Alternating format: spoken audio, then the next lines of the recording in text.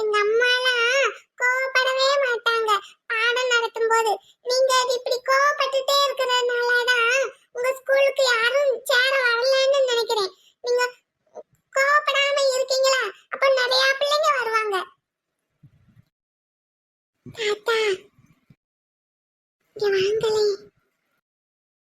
எங்க அம்மா அவங்க ஸ்கூல்ல அங்க ஒரு டேபிள் இருக்கும், அங்க நிறைய முட்டாய் வச்சிருப்பாங்க. பிள்ளைங்க என்ன அழுதாங்கன்னா அந்த முட்டாயை எடுத்து எடுத்து கொடுப்பாங்க. நீங்களும் அது மாதிரி நிறைய முட்டாயெல்லாம் வாங்கி வச்சிருங்க. யாராவது குட்டி பாப்பா குட்டி தம்பி அழுதா அந்த முட்டாயை கொடுத்துருங்க. அப்பனா உங்க ஸ்கூலுக்கு